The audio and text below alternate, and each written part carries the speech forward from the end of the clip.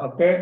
Untuk pertemuan ini saya akan mengajarkan bagaimana kita cara mengkonversi delta H jika diminta pada saat kondisi mol yang lain. Ya, kita kemarin itu udah belajar bahwa koefisien reaksi suatu gas itu berpengaruh terhadap jumlah delta H. Karena kita beranggapan koefisien itu adalah penulisan mol dalam jumlah tertentu untuk delta H tertentu, seperti itu ya. Jadi kalau misalnya diminta berapa delta H untuk kondisi yang lain, maka kita buat perbandingan sebenarnya. Jadi kamu bisa buat perbandingan atau saya bisa kasih rumusnya ya. Jadi ini mencari delta H dari berbagai kondisi, itu definisinya.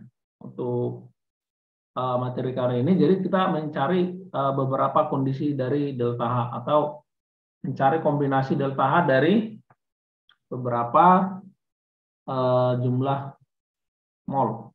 Oke, jadi contoh soal misalnya seperti ini ya. Contoh soal misalnya seperti ini.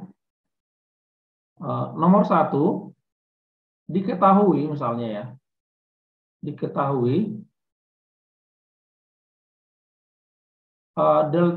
delta H0C, misalnya yang kita bakar itu C2H6 ya, gas, itu sama dengan misalnya minus 5 kilojoule. Ya. Terus pertanyaannya adalah tentukan yang pertama persamaan reaksi pembakaran ya. Tentukan persamaan reaksi pembakaran standar. Pembakaran standar. Yang kedua yang ditanyakan berapa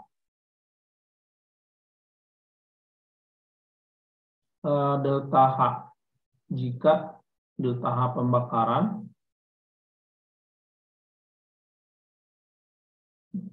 jika ini kan etana C2H6 dibakar sebanyak misalnya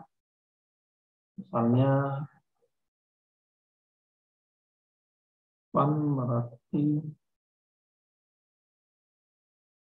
sebanyak misalnya 3,5 kilogram. Oke, jadi ini pertanyaannya ada 2. Maka coba kita selesaikan ya. Coba kita jawab. Perhatikan cara menjawabnya biar kamu bisa memahami. Nah, ini kan diketahui delta H0C C2H6 minus 5 kilojoule. Pertanyaan pertama, persamaan reaksinya tentukan. Nah, ini kita sudah belajar kemarin, maka persamaan reaksi delta H0C itu kan pembakaran standar ya teman-teman ya. Maka yang kita tuliskan C2H6 gas. Nah, kalau delta H0C C2H6 maka ini harus 1 mol ya. Jadi 1 mol berarti koefisiennya 1 ya. Makanya ditambah dengan O2 gas.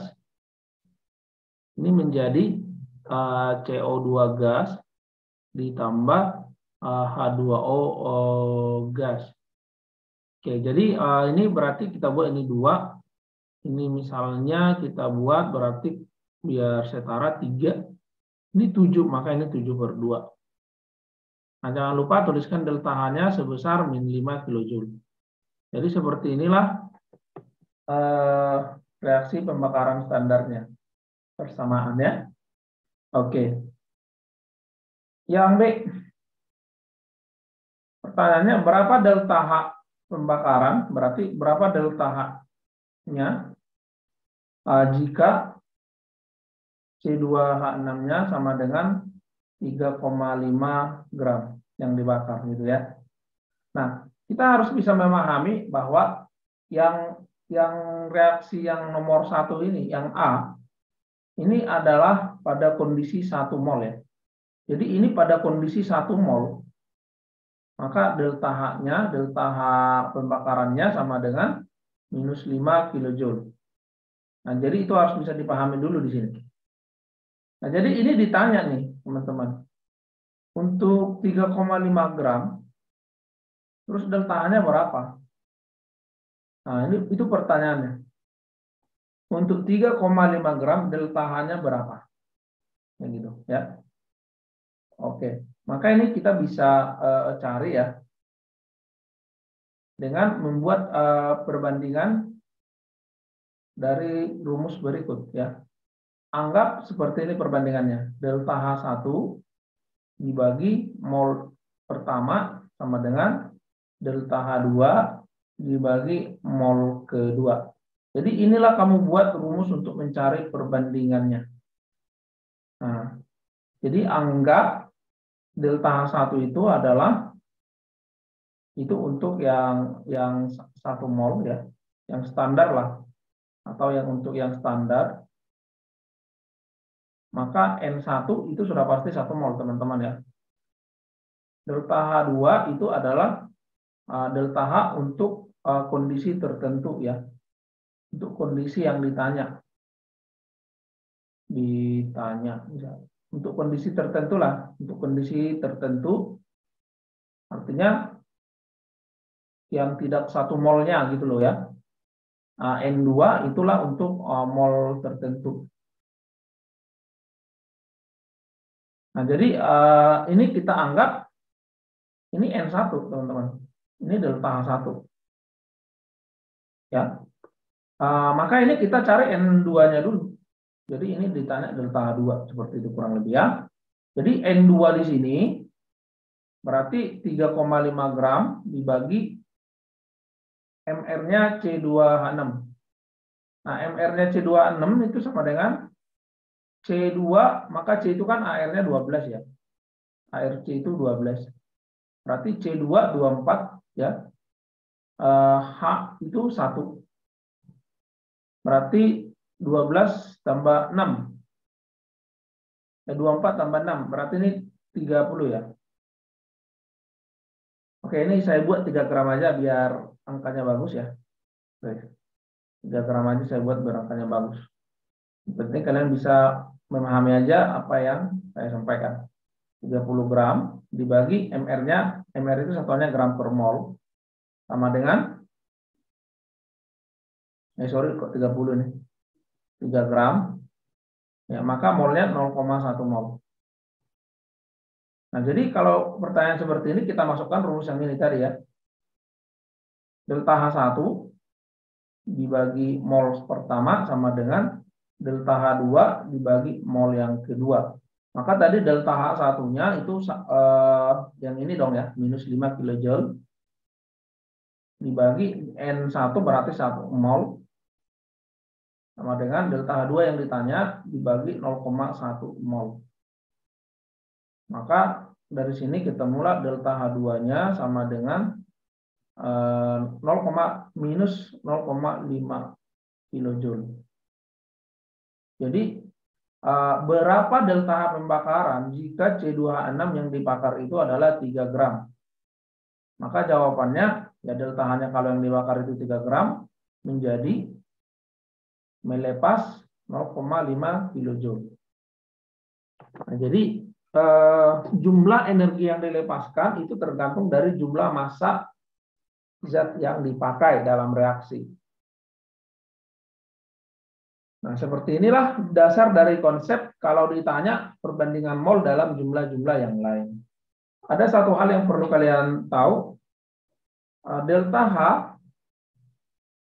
0D itu sama dengan minus delta H 0F. Nah, jadi artinya di sini adalah jika reaksi dibalik, ya, jika reaksi termokimia dibalik,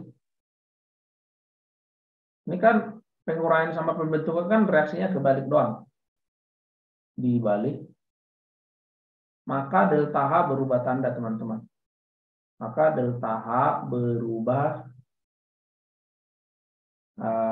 tanda. Maksudnya itu berubah tanda positif negatif ya. Positif negatif. Nah, positif itu kan mengandung makna endo, negatif mengandung makna ekso. Jadi kalau misalnya ada contoh misalnya C solid misalnya kan, tambah O2 gas, ini kan misalnya menjadi CO2 gas misalnya ya. Ini kan delta-H-nya sama dengan minus A kilojoule misalnya. Maka kalau reaksi ini saya balik, berarti artinya dibalik itu artinya yang di kiri menjadi ke kanan, yang kanan menjadi ke kiri. Berarti CO2 gas menjadi C solid. Ini kan reaksinya dibalik ini ya. Tambah O2 gas. Maka delta H-nya ini akan berubah tanda, teman-teman. Berubah tanda menjadi positif A kilojoule.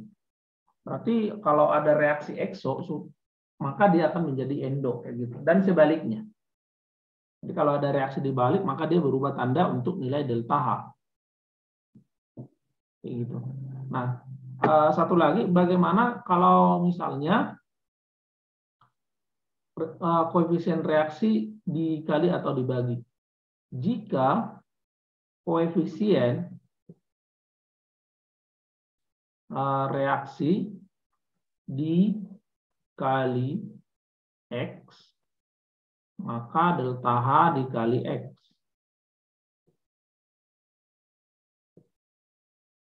Atau ya, jika koefisien reaksi dibagi X, maka delta H ya teman-teman. Maka delta H juga dibagi X. Jadi kalau misalnya kita mengubah koefisien dari suatu reaksi, maka delta H-nya itu ikut berubah sesuai dengan koefisien yang kamu pakai. Contohnya kita ambil aja yang di atas. Nah, ini kan tadi contohnya kita lanjut yang di atas. Ini kan tadi min A ya, ini tadi min A. Nah, kalau saya mau buat koefisiennya ini kali 2 semua. Misalnya 2C solid tambah 2O2 gas. Jadi kali 2 saya buat semua kan. Menjadi CO2 gas. Maka delta H-nya, ya berarti kan reaksinya itu koefisiennya semuanya dikali 2 kan. Maka delta H-nya kena kali 2. Maka ini min 2A kilojoule.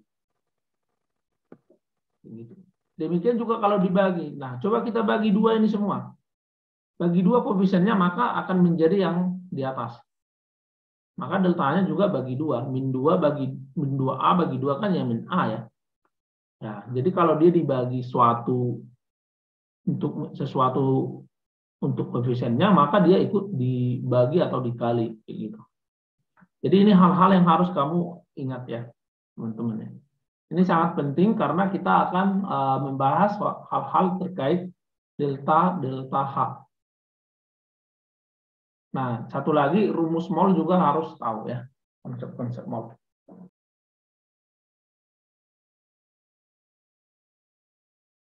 Contoh soal nomor 3. Diketahui diagram energi sebagai berikut. Jadi kalau ada diagram energi, ini kita bisa buat reaksinya. Jadi tulis ulang aja reaksinya teman-teman ya. Jadi yang pertama, kalau kita lihat yang panjang ini dari atas ke bawah itu 285.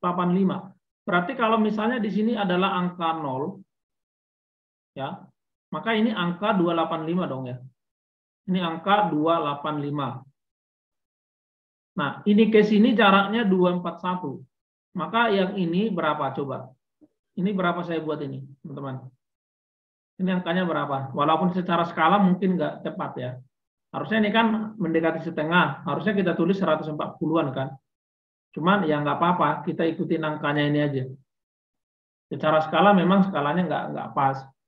Cuma dari angka ini harusnya berapa ya? Di sini saya tulis berapa? Pokoknya ini ke sini energinya itu dilepas dari atas ke bawah itu min 285. Ini ke sini min 241. Berarti ada jarak ini ke sini kan? Maka di sini saya tulis berapa itu loh maksudnya.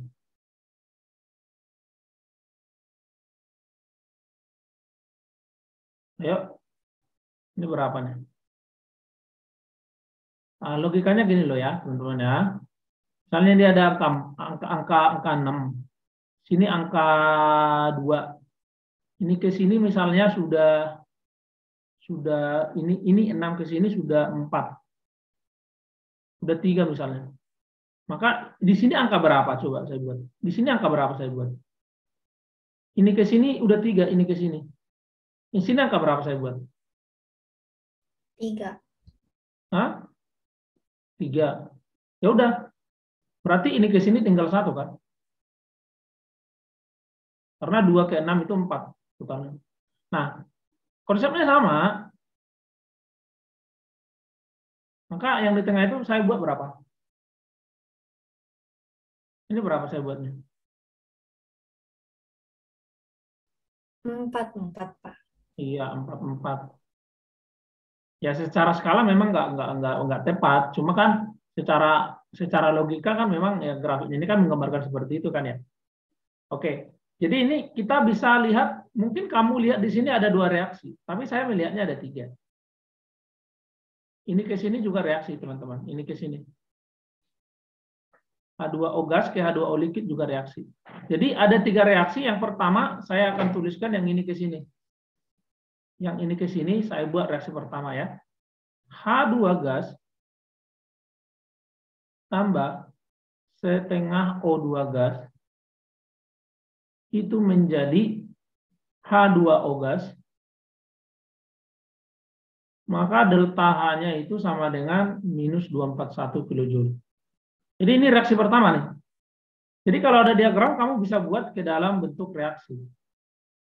Reaksi kedua saya ambil dari 285 ke H2O. Yang ini ya. Berarti H2 gas tambah setengah O2 gas ini menjadi H2O liquid. Delta H-nya itu minus 285 kilojoule. Nah ini coba diperhatikan. Apa beda reaksi 1 dan 2? Bedanya cuma di fase H2O. Jadi yang nomor 1 itu adalah reaksi pembentukan uap air. Kenapa saya katakan uap air? H2O gas kan uap air. Nomor 2 itu reaksi pembentukan H2O liquid atau pembentukan air. Jadi untuk pembentukan uap air sama air itu berbeda energi yang dilepas. Maka kalau kalian menuliskan reaksi termokimia, harus jelas fasenya apa. Penulisan reaksi harus jelas fasenya apa. Karena beda fase, beda energi yang dilepas. Nah, reaksi yang ketiga, maka saya buat H2O gas, saya buat tanda panahnya ke bawah. H2O gas menjadi H2O liquid. Saya buat delta H-nya itu berarti minus 44. Kenapa minus 44? Kita kan udah belajar di grafik sebelumnya. Delta H itu sama dengan H produk dikurang H reaktan. Nah, jadi kan reaktannya itu produknya kan 0 ini. Reaktannya kan H2O gas 44. Berarti 0 dikurang 44 ya minus 44 dong. Atau kalau kalian mau cepat hafalkan, kalau tanda panah ke bawah di dalam diagram itu pasti bernilai negatif delta H-nya. Kalau tanda panahnya ke atas, pasti delta H-nya bernilai positif. Itu aja. Oke. Nah, jadi dari 3 reaksi ini saya akan menganalisis pernyataan untuk mencari jawabannya. Oke, kita lihat pertanyaannya. Pernyataan tentang diagram energi di atas yang tidak tepat adalah berarti yang salah yang dia minta. Kita cek yang nomor yang 3A. Perubahan entalpi pembentukan air adalah min 285. Benar ini. Ini benar. Yang dia mau yang tidak tepat berarti yang salah. Jadi pembentukan air itu berarti air itu H2O liquid. Kalau gas dia dikatakan uap air bukan air ya. Jadi pembentukan air ya min 285. Kenapa ini saya katakan bisa jadi pembentukan? Karena nomor 2 ini unsur-unsur menjadi senyawa 1 mol ya. Yang B, untuk menguapkan 1 mol air diperlukan energi 44 kJ. Diperlukan artinya itu bernilai plus, teman-teman. Ya, jadi diperlukan itu artinya bernilai plus. Jadi ini maksudnya delta H-nya itu sama dengan plus 44. Karena ada kata diperlukan. Jadi diperlukan, kemudian sinonimnya diserap, seperti itu. Ini nilainya delta-nya bertanda plus. Kalau dikatakan dihasilkan atau menghasilkan, dibebaskan, kemudian dilepaskan, itu menandakan reaksi eksoterm yang delta-nya bernilai negatif. Nah, berarti ini menguapkan 1 mol air, delta-nya positif. Nah, proses penguapan air itu perubahan zat dari apa ke apa. Proses perubahan air itu perubahan zat dari apa ke apa. Kalau saya katakan ini lagi menguap nih zatnya, berarti zatnya itu lagi berubah dari fase apa ke fase apa. Yuk, silakan dijawab. Dari cairan ke gas, Pak. Cairan ke gas. Ada nggak kamu lihat di reaksi kita itu air berubah dari cair ke gas? Ada nggak dari reaksi yang 3 saya tulis? Berubah dari cair ke gas ada nggak?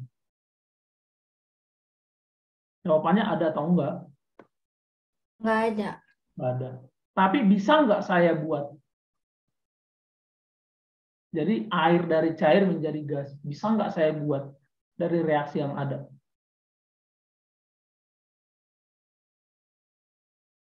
Bisa dong. Nomor 3 ini kalau saya balik berarti menjadi reaksi nomor 4, misalnya H2O liquid. Liquid itu adalah air dalam bentuk cair, teman-teman. H2O liquid itu adalah air dalam bentuk cair. Menjadi, kan ini saya balik. H2O gas berarti air dalam bentuk gas. Berarti ini cair menjadi gas. Penguapan. Oke? Cair menjadi gas, ya penguapan. Maka delta H-nya ini berarti, tadi kan sudah saya jelaskan di awal. Kalau reaksi dibalik, gimana ini delta H-nya? Menjadi positif. Nah, ini koefisien airnya itu 1 dalam bentuk cair. Berarti 1 mol. Delta H-nya 44. Benar ini. Nah, analisisnya bisa ya di sini ya. Jadi kalau kamu nggak ketemu maksudnya dari reaksi itu, ya coba lihat ada nggak reaksi yang bisa dibalik sehingga reaksinya itu bisa jadi kita dapat. Dalam menganalisis nomor B bisa kita balik reaksi yang ketiga. Diperlukan artinya delta-nya positif, benar dong. Karena reaksinya kita balik dari nomor 3. Oke ya. No, yang C. Perubahan entalpi pembentukan uap air minus 44 kJ per mol. Pembentukan uap air berarti nomor 1, teman-teman. Pembentukan itu harus dari unsur-unsur menjadi senyawa. Uap air itu H2O gas. Katanya delta H-nya itu adalah min 44. Salah dong. Min 241, teman-teman. Jadi ini tidak tepat dari diagram itu. Karena yang ditanya yang tidak tepat, maka jawabannya ya C dong. Bisa ya? Oke, yang D. Pada proses pengembunan 18 gram air, dilepaskan 44 kJ kalor.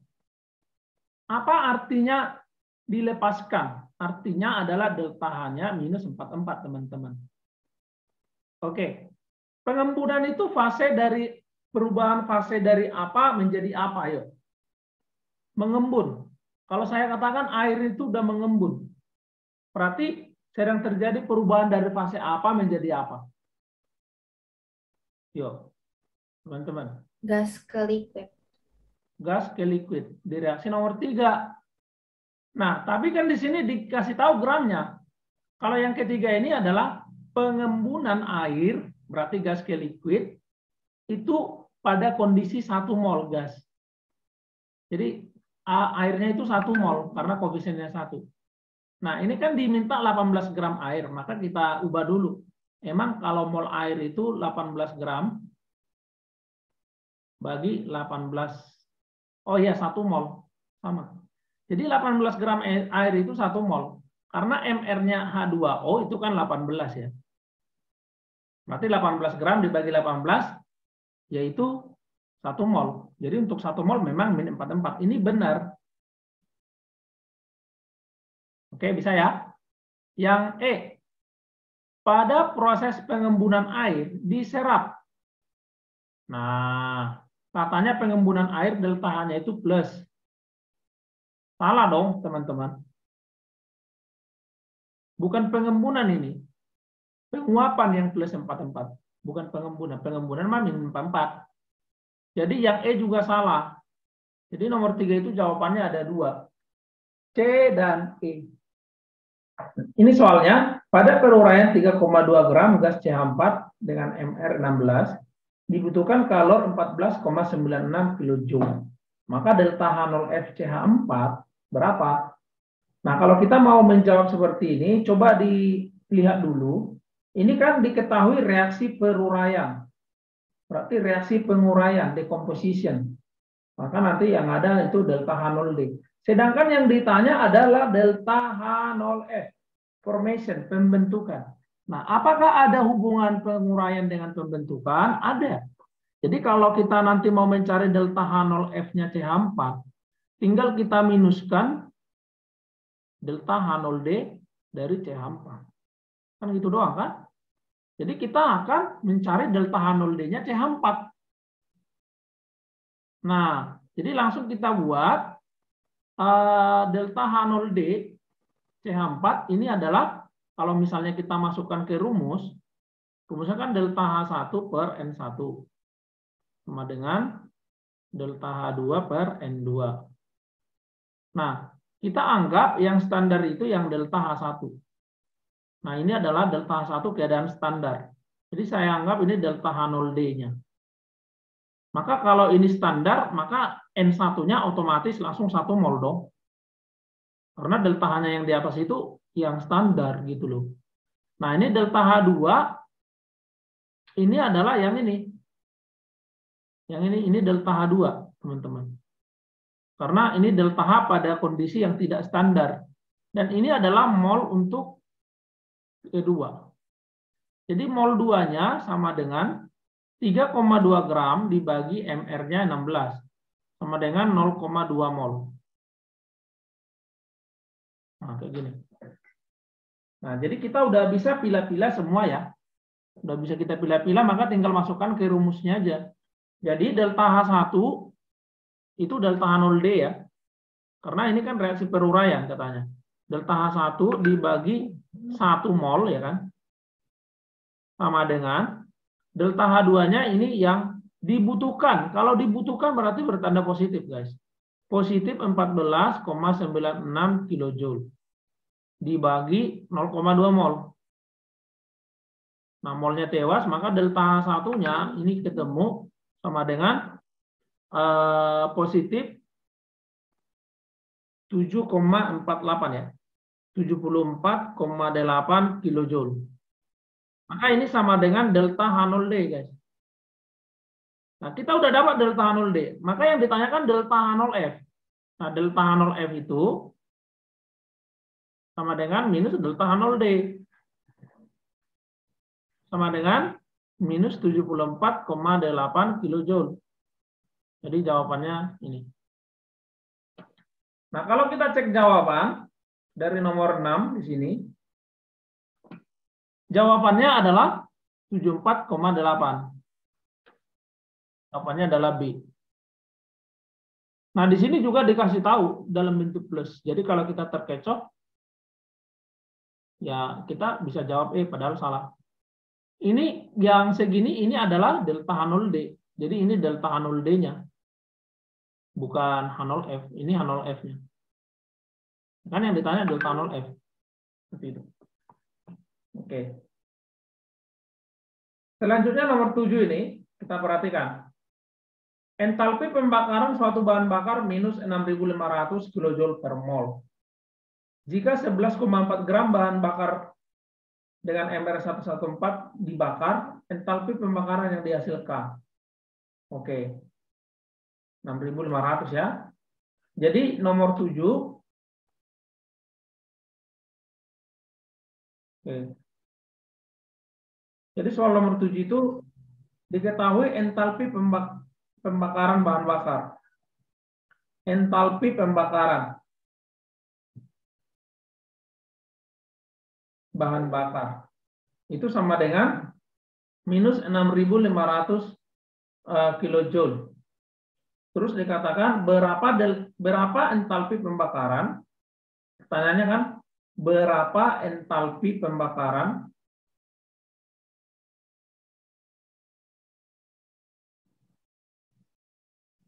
ini entalpi pembakaran gas ya, gas X misalnya.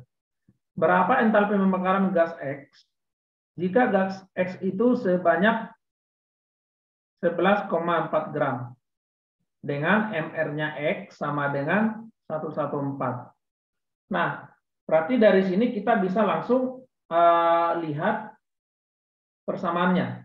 Jadi langsung aja kita jawab delta H1 dibagi mol pertama sama dengan delta H2 dibagi mol kedua.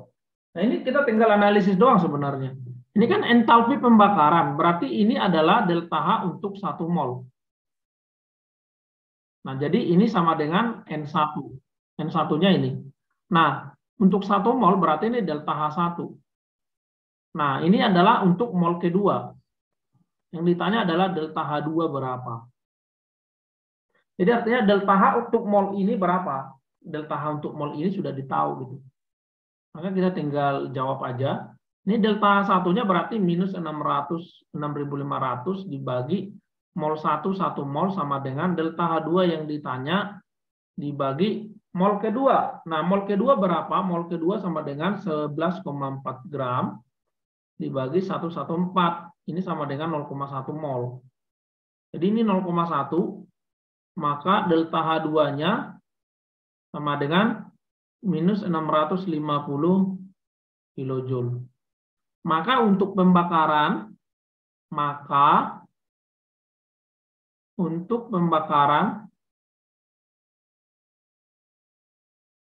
gas X sebanyak 11,4 gram membutuhkan delta H sebesar minus 650 kilojoule. Nah, kita cek jawabannya adalah A. Ada juga plus, jangan terkecoh. Oke, jadi kurang lebih seperti ini cara pengerjaan untuk mencari delta H dengan jumlah mol yang lain. Nah, kayak gitu kira-kira. Perhatikan reaksi pembakaran etana berikut. 2C2H6 gas tambah 7O2 gas menjadi 4CO2 gas tambah 6H2O gas. Delta H-nya 3084 kilojoule. Nah, ini kita anggap delta H1 ya, teman-teman. Ini delta H1. Ini delta H1. Saya mau tanya, ini pembakaran etana, maka yang dibakar itu ini. Etananya ini berapa mol ya? Dari reaksi itu. Jadi delta H1-nya ini untuk berapa mol ya? 2 mol. Kenapa? Karena koefisiennya 2. Jadi delta H1 tidak selalu itu untuk 1 mol, bukan.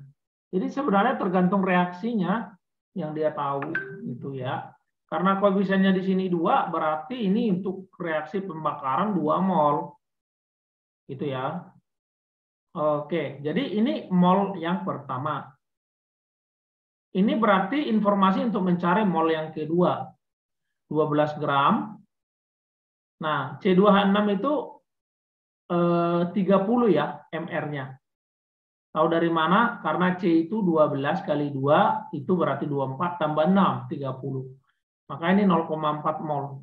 Ya sudah, berarti yang ditanya itu adalah delta H2, ya kan? Delta H1 per N1 sama dengan delta H2 per N2. Delta H2 yang ditanya, artinya delta H pada mol kedua gitu. Nah, delta H1 berarti delta H pada mol pertama. Mol pertama berarti berasal dari reaksi, yaitu sebesar 2 mol. Delta H-nya min 3084 bagi 2 mol ya. Jadi di sini 2 kita tulis. Sama dengan, ini delta H2 dibagi 0,4 mol. Maka dari sini kita hitung-hitung, maka delta H2 ketemu angkanya berapa?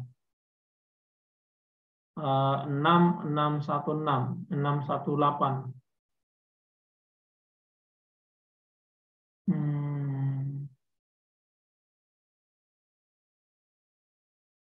6168. Berarti ini minus 616,8 kilojoule. Enggak ada jawabannya, teman-teman ya. Jawabannya adalah F. Minus 616,8 kilojoule. Oke, jadi 19 itu enggak ada jawabannya di option. Enggak ketemu. Jika diketahui C2H2 tambah 2,5 O2, ini 5/2 ya. Oke. Ini sebenarnya enggak disetarain. Ini setarain dulu, ini 2. Ini 1. Udah, ini udah setarain. Oke. Maka gas asetilena yang dibakar pada keadaan STP. Jadi, kamu harus tahu mencari volume STP, teman-teman. Volume STP itu sama dengan jumlah mol ya, dikali 22,4. Nah, gitu kan. Nah, dari informasi ini, gas asetilen itu adalah C2H2. C2H2 itu adalah etuna ya. Etuna itu kegunaannya adalah untuk bahan bakar pengelasan. Pembakaran etuna, coba lihat di sini. Energi yang dihasilkan sangat besar. Minus 4.800 kilojoule. Maka pembakaran etuna itu digunakan untuk melelehkan logam pada pengelasan kan? Karena kalau kita mengelas suatu logam kan yang kita tembakkan logamnya itu kan dalam bentuk lelehan logam. Nah, kenapa bisa logamnya meleleh? Karena pembakaran etana itu menghasilkan energi yang sangat besar. Oke. Jadi pertanyaannya, gas asetilennya yang harus dibakar untuk menghasilkan kalor 240. Nah, dari reaksi ini, kalau ini kita anggap delta H1, maka ini delta H1 untuk, ini koefisiennya 1 asetilennya kan? Asetilennya itu kan C2H2, maka itu untuk N1-nya ya 1 mol.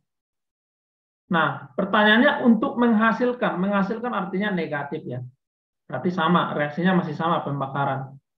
Menghasilkan 240 kilojoule. Berarti ini delta H2, teman-teman. Delta H2 ini. Berarti ini molnya ini adalah N2. Mol ini adalah N2. Jadi kalau kita dapat N2, kita bisa menghitung volume STP gas asetilen. Oke, maka kita dari rumus delta H1 per N1 sama dengan delta H2 per N2, yang mau kita cari sekarang adalah N2-nya. Dapat N2, nanti dapatlah volume STP-nya. Nah, delta H1-nya kan minus 4.800. Itu untuk 1 mol kan? Sama dengan delta H2 berarti minus 240 dikali bagi N2. Maka berdasarkan perhitungan, N2-nya ini ketemulah sebesar 0,05 mol. Jadi ini sama dengan 0,05 mol, ya kan? Dikali 22,4. Sama dengan 1,12 liter. Jawabannya E. Oke, jadi mau kemanapun diubah molnya, kamu harus ngerti. Karena jumlah mol, rumus konsep mol kan banyak ya.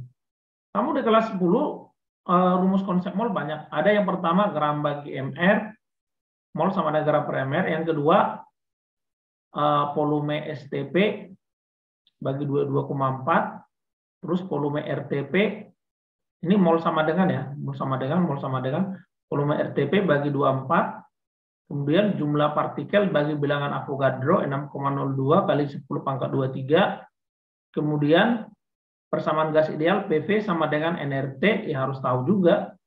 Kemudian kalau ada dua gas yang sama, V1 per mol 1 sama dengan V2 per N2. Nah ini semua rumus konsep mol ya udah harus dikuasai. Itu syaratnya kita belajar stoikiometri pada termokimia.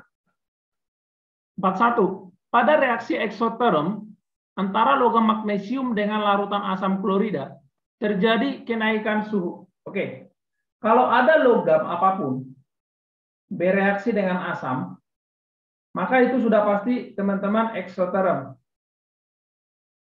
Saya ulangi, logam apapun dan dia dapat bereaksi dengan asam, itu pasti eksoterm. Kalau eksoterm berarti suhunya naik. Ya, pasti suhunya naik. Maka ini benar. Jadi pernyataannya ini benar. Kita cek dulu alasannya. Pada reaksi eksoterm, maksudnya pada reaksi eksoterm yang di atas ini. Jadi pada reaksi tersebut maksudnya eksoterm di atas. Sistem menyerap kalor, salah dong.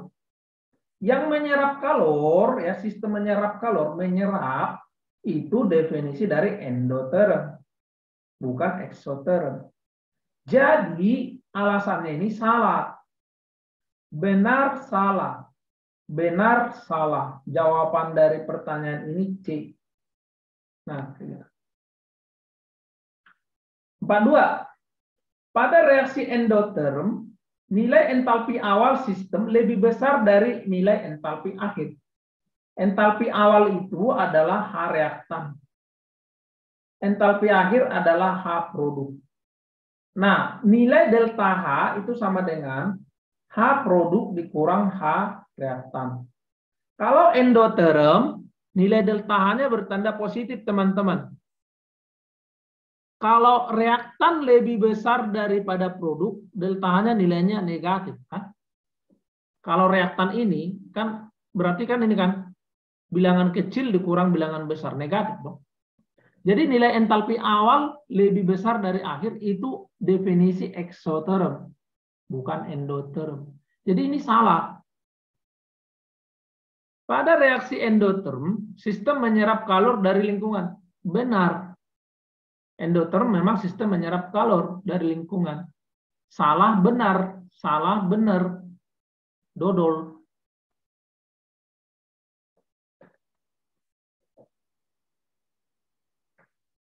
Kalau kamu ketemu alasannya benar, pernyataannya benar, ini analisisnya harus, jadi menentukan jawaban A atau B yang susah.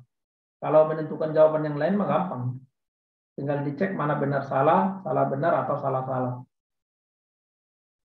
Yang terakhir, bagaimana kalau konsep pertanyaannya seperti ini? Ada 4 opsi.